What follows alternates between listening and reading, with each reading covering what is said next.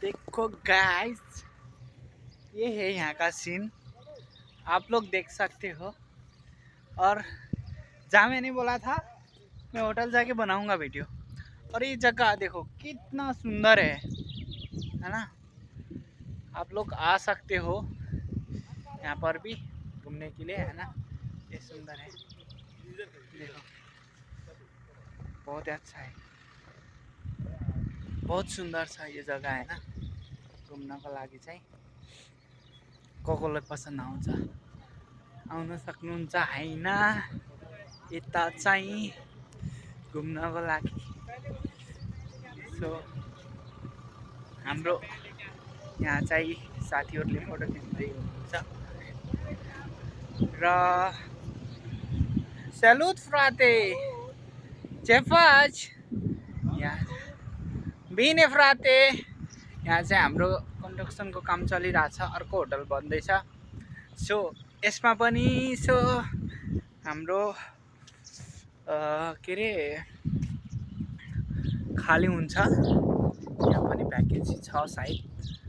तपाईँको समथिङ 10 जनाको चाहिँ वर्करको जरुरत हुन्छ। यसमा चाहिँ यो बन्दैछ, 2026 मा कम्प्लिट हुन्छ यो चाहिँ।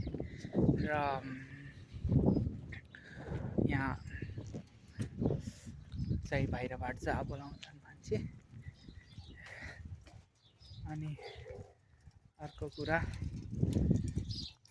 यो चाहिँ रेस्टुरेन्ट हो, होटल हो। यो धेरै ठुलो नै छ, परदेखि नै हो।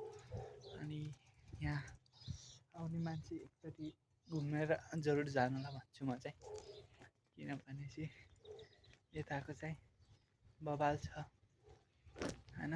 यो होटल हो, हामीले जब गर्ने होटल हो। अनि फेरि यता चाहिँ पुरै यो चाहिँ टुरिस्ट एरिया हो हैन।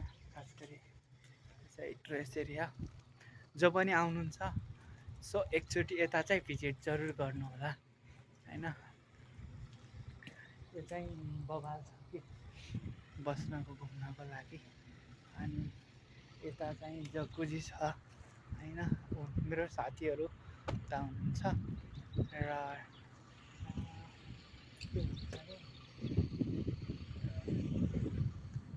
यहाँ यो मौसम चाहिँ आज नि बवाल छ र घुम्नको लागि।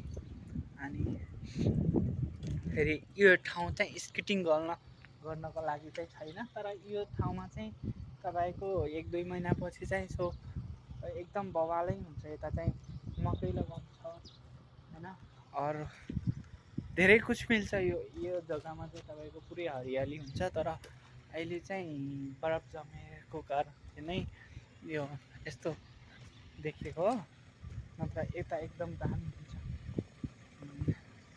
अनि